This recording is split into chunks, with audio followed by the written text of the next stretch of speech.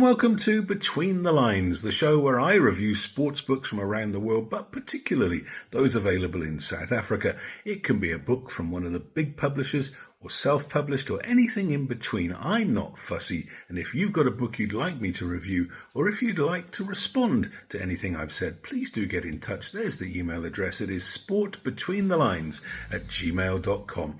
And don't forget to press like and subscribe.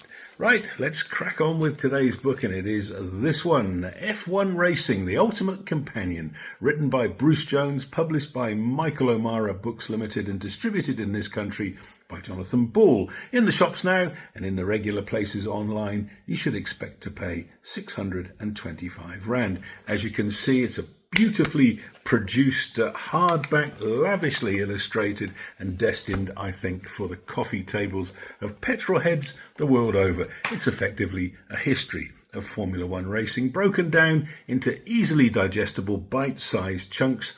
Each country involved in the sport has its own chapter, and for even easier digestion, there are 4 sections: Europe, the Americas, Africa, and Asia. And each chapter is dealt with in the same way: a brief overview of the history of Formula One in the country, a list of drivers, champions and race circuits, potted biographies of the star drivers, maps and descriptions of the main circuits in that country, and finally significant races to have been held there.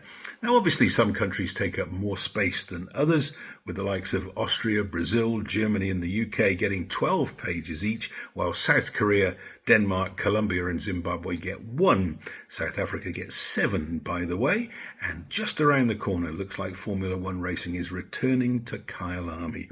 The point is that everyone gets their place in the sun, and effectively this is a very easy on the eye reference work.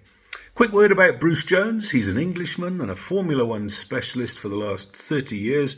Bruce produces the sport's annual handbook, and he's a regular on TV, doing pit lane, paddock and podium interviews. He made his name as the editor for 13 years of Autosport magazine. In other words, you're in good hands. This is not the work of a hack. It's a lovingly compiled record of the sport that Bruce loves so dearly. And to that end, let me reiterate something that I always have to say when dealing with motorsport. It's not my game. It's not my cup of tea at all, but I know lots of people who live and die for qualifying days and Sunday races, and so I do my best to put my prejudice to one side when I review motor racing literature. And what that means, of course, is that you have to try very hard to keep my attention. The best thing I can say about this book is that Bruce Jone got my attention, and he did it in odd ways. For instance, I never thought I'd find myself staring at a map of the Nürburgring in Koblenz and being intrigued by a description, and I quote, of the dropping and twisting Hatzenbach curves. He brushes some circuits aside, but with others he takes the reader on a virtual ride, explaining the technical aspects of a hairpin bend and what gear the drivers need to engage to navigate a chicane. And I know there'll be some of you laughing at my ignorance out there now, but for others who enjoy the sport but don't necessarily understand it in depth, there's much to be commended here. I enjoyed the potted biographies of the drivers, which tend to be short on the mundane born, raced, died facts and long on why they should be remembered. People like Juan Manuel Fangio, Jim Clark and Ayrton Senna are celebrated in ways that the modern greats like Lewis Hamilton and Michael Schumacher are not. And Bruce understands his subject so intimately, he's not swayed by the natural desire to lionize current stars that so many sports indulge in. He also has the acuity to tell us exactly why certain drivers, certain tracks and certain cars stand out. One irony for such a well-produced volume is that while the quality of the pictures is exceptional throughout, there's nothing that takes your breath away.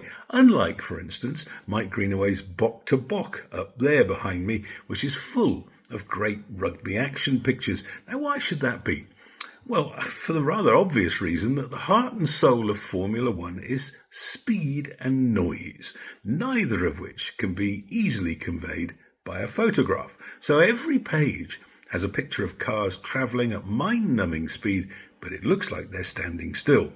And to add insult to injury, you have to take Bruce's word for it that the man under the helmet there is Johnny Herbert, because that's all you can see, the helmet.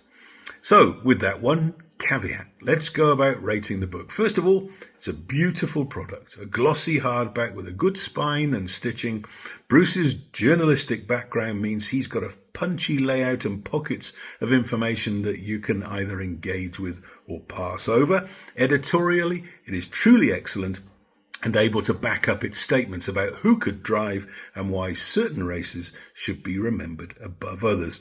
Price-wise, I know some people might balk at spending 620 Rand, but if you consider that these days your average paperback in South Africa comes in at around 350, you're paying for quality with F1 racing. I think that there are enough F1 nuts out there to make this book a success, and it's out in perfect time for a Christmas present for the petrol head in your life. I give it an excellent 9 out of 10.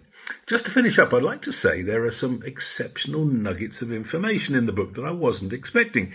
Did you know, for instance, that motor racing is banned in Switzerland? The country hosted Formula One in the early years of the championship. Fangio won at Bremgarten in 1951 and 1954.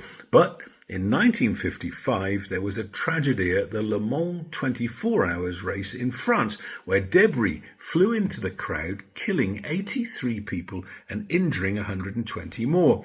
The Swiss government reacted immediately, banning all motor racing within the country's borders, a ban still in place 70 years later. That's it for this time. If you've enjoyed it, please hit the like button and subscribe, and don't forget that the very best way to publicise Between the Lines is by word of mouth. Tell your mates, and I look forward to talking to you next time.